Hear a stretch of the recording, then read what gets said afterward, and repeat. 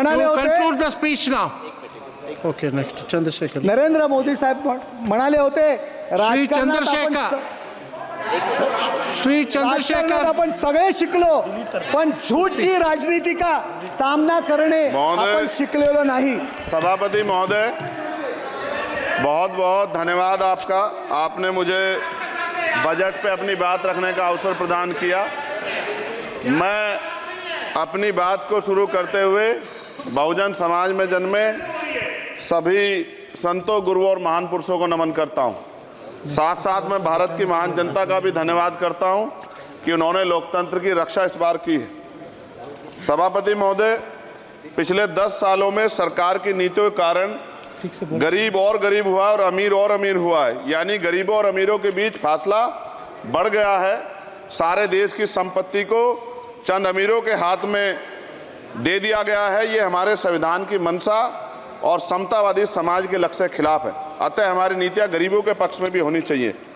जातिगत जनगणना, SC, ST, OBC यानी कि जो बहुजन समाज के लिए आज जीवन मरण का प्रश्न है, इसके बारे में कोई बात बजट में नहीं की गई है।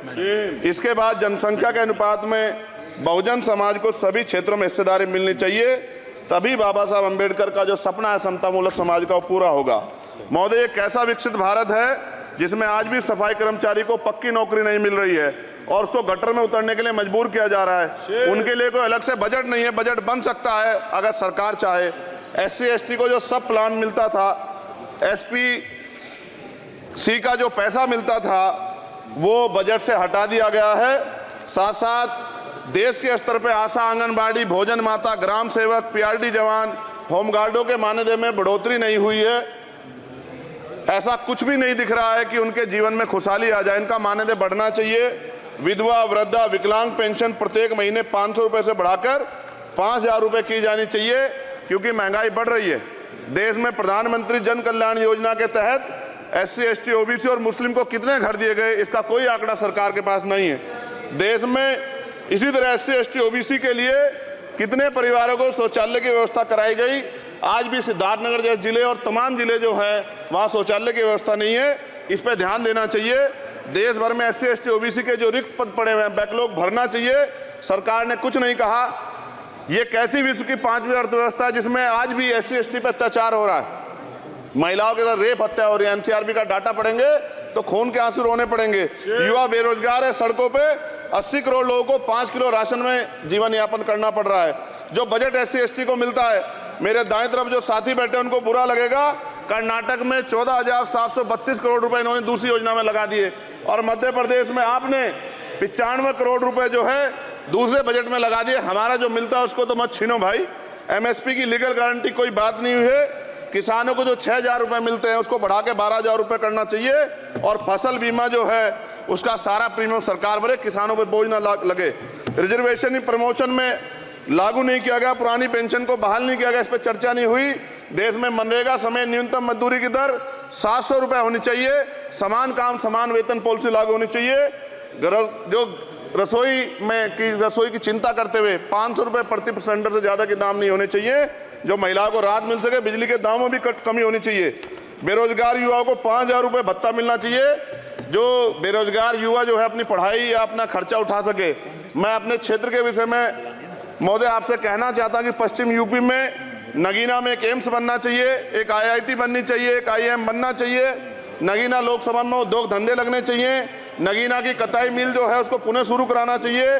RRTC जो योजना है सरकार की, उसको मेरठ से आगे बढ़ाकर मुजफ्फरनगर, सहारनपुर से नजीबाबाद, नगीना होते हुए उसको नगीना तक ले जाना चाहिए। साथ साथ नजीबाबाद से मुंबई के लिए एक ट्रेन चलनी चाहिए और नगीना, श्योरा, किरतपुर में रेलवे के ओवरब्रिज बनने चाहिए।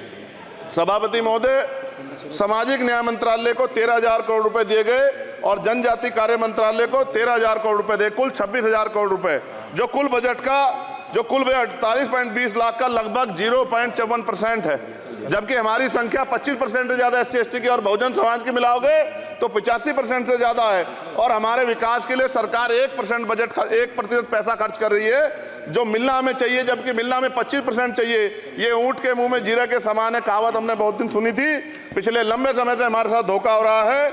लेकिन अब ये नहीं चलेगा। चंद लोगों की तराजू से देश के संसाधन नहीं बटेंगे।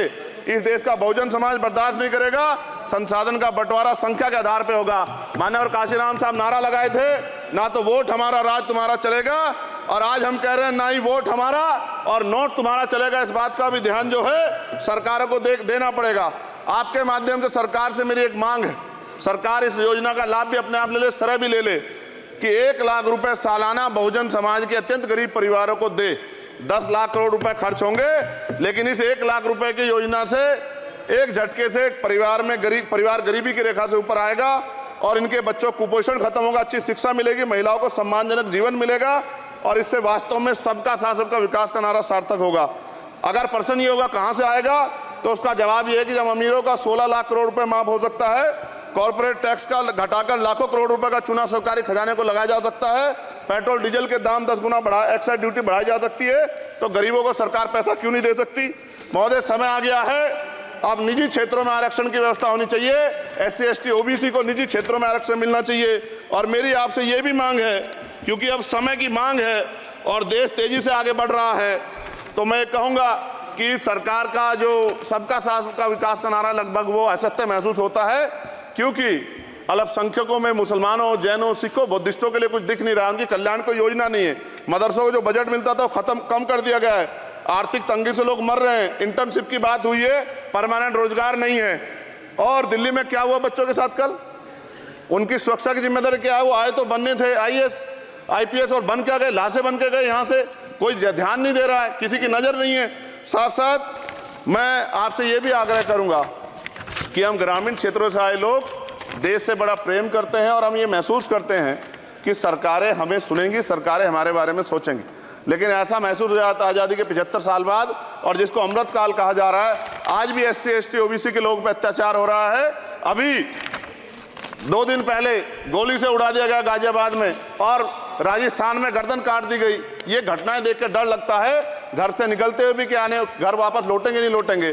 तो मेरा सरकार से आग्रह है, अगर आज़ादी के 75 साल बाद भी हमारी हत्या हो रही है, तो हमारी मां को भी दर्द हुआ होगा जब उसने हमें पैदा किया हो। हमारी बहनों को भी हमारे खोने का दर्द होता होगा। कैसी कानून व्यवस्था है आपकी?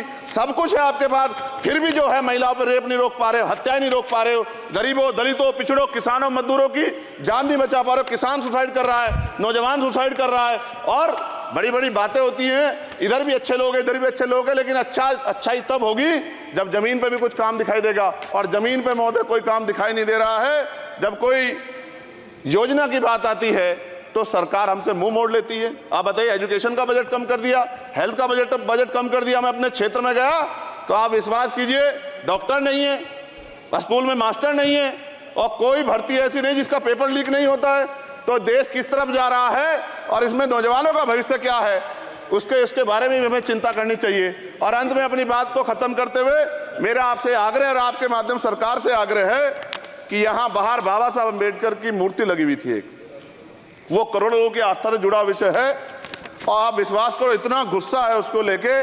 मेरी आपके माध्यम से मैं हाथ जोड़ता नहीं हूं, लेकिन मैं हाथ जोड़ के आपसे आग्रह कर रहा हूं कि प्रधानमंत्री जी, सरकार से हमारी आग्रह कि वो अम्बेडकर वादियों के सम्मान का ध्यान रखते हुए, उनके जो है दिल की पीड़ा को समझते हुए, उनके दर्द का ध्यान रखते हुए उस मूर्ति को पुनः स्थापित करा दीजिए। अगर इसमें कोई राजनीतिक कारण अलग बात है, लेकिन मैं कंक्लूड कर रहा हूं। मगर मैं आपसे कहना चाहता हूं, इसमें बहुत गुस्सा है। जिस दिन अम्बेडकरवादी गुस्सा हो जाएगा, वो फिर इस सरकार को जो 24 में आ गई है, वो आने वाले चुनाव में ऐसा सबक सिखाएगा कि दोबारा पलट के नहीं देख पाओगे। तो मैं आपका धन्यवाद करता हूं, और मुझे विश्वास है कि सरकार मेरी बातों पे गौर करेगी और गरीबों के बारे में सरकार सोचेगी, गरीबों को आगे बढ़ने के अवसर प्रदान होंगे। धन्यवाद।